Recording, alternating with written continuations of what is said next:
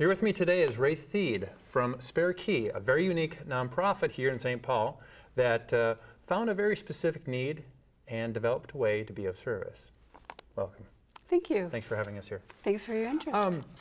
Spare Key has embarked on a very unique mission to, first of all, to help families in need, families with critically ill or seriously injured children. First of all, tell us how Spare Key got started.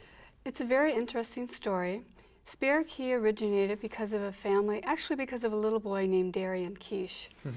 Darian's parents are Patsy and Rob Quiche, and back in 1994 they were a young married couple just starting out on their own, just purchased their first home, had moved in and decided now it's time to start our family. And Patsy became pregnant with Darian, had a very healthy pregnancy, delivered Darian, and 24 hours later they were told that Darian had a disease called CHARD syndrome. And it's an acronym for various names that I can't recall, but the disease affected the eye, ear, nose, and mainly the heart.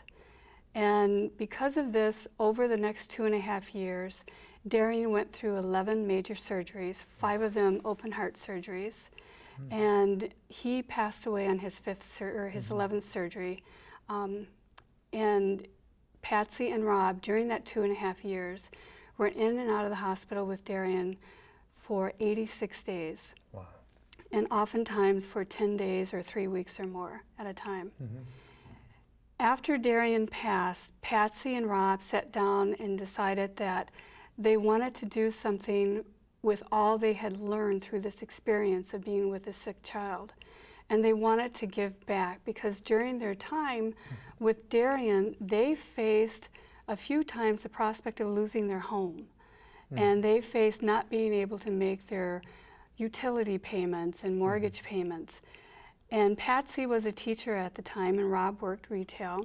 And their friends and family and community churches stepped in and did fundraisers for them and helped them raise funds to make a mortgage payment, to pay their utility bills, and to keep them solvent. So after Darian passed away, Rob and Patsy thought we need a legacy for Darian. And they decided to form Spare Key. And why the name Spare Key? Patsy remembers all the time sitting in the hospital with Darian, being at his side, that she would look outside at the hospital window and see life going on outside those windows, thinking that no one that walked by or drove by had any clue what was going on with the families behind those hospital walls, with the child that they were sitting with the sacrifices the families were making, with the stress and worries those families were going through. She felt locked out. And every time a family stepped up to the plate and helped them out financially, or their church did a fundraiser, or her school kids did a fundraiser for her, she felt like she was giving a key back to life again.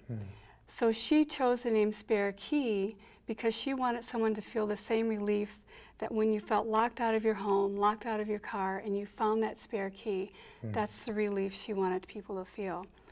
And so they started Spare Key in 1997. And they made 1 mortgage payment at the time. And since 1997, Spare Key has served almost 800 families in Minnesota, and we've paid out almost $800,000 in mortgage payments. Wow, that's helping a lot of families. It is. We're helping a tremendous amount of families, but unfortunately not all that are in need. Yeah, tell me about that, your funding sources and the kind of ongoing needs that you encounter.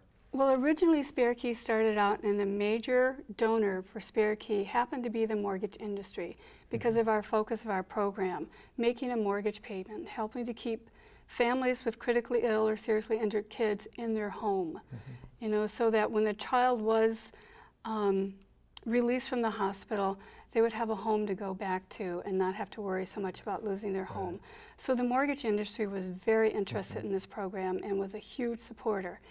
Now we all know the crisis that the mortgage industry is going through, and since that, and that was in 2006, 2007, that donor base started to fall to the wayside for obvious reasons.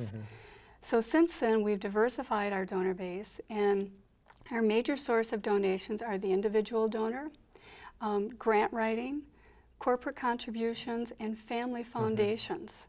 and we're diversifying, and that's who our targets are right now. And we're very successful with those. But again, it's not enough to help all the families in need.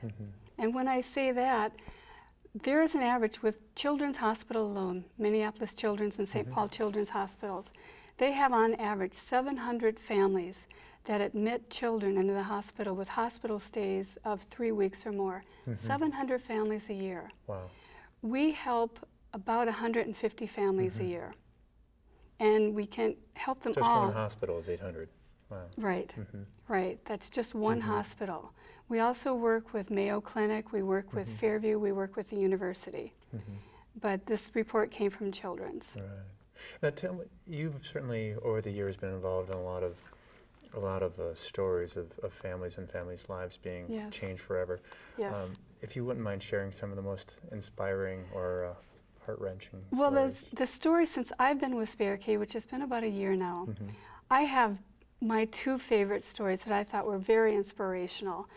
And once a family applies and their application goes through the review committee, I have the honor of calling the family and telling them they're approved. And last fall, we had to limit our funding because of a lack of funds. We couldn't help every family that applied.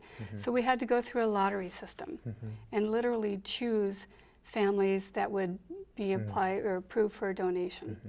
Excuse me, for a grant. And there was one family, I also make the calls to those that weren't approved or didn't make the lottery. And there was one mother I spoke to. She had a 9-year-old boy that had been riding his bike last fall and was hit by a car and suffered traumatic brain injury and had been in the hospital for several weeks. And the day I called, the son had come home the day before. And I had to tell her that while they actually qualified, we didn't have the funds to support their grant that month, and that we would resubmit them the following month and hope that we would have enough funds to help. I expected tears, I expected some anger, because you can imagine how emotional these families can be with what they're already suffering. This mom told me, she said, Ray, if we're not going to get it this month, that only means there's someone else out there that deserves it more. I was speechless. I didn't know what to say, except I told her that how much I admired her and how inspiring she was. And fortunately, when we went back next month, they were approved, and they were extremely grateful. But we also invited her to one of our fundraisers, but I was humbled by her response. And that was just one of our families. It's generosity at its heart. It is. Yeah. If others would like to get involved, what is the best way to go about doing that? Go to your website? It's very simple to get involved with SPNN, either by applying for a grant, a mortgage grant, or wanting to donate. You go to our website, which is www.SPNN.org. Very simple. SPNN.org. Or you can call us at the office, 651-457-2607, or you can write us. And our address will be available. I'm happy to give it to you. Right now it's 1380 Energy Lane, Suite 203, St. Paul, 55108. All right, Ray, thank you so much for being here. Pleasure Thank you for your interest. Okay.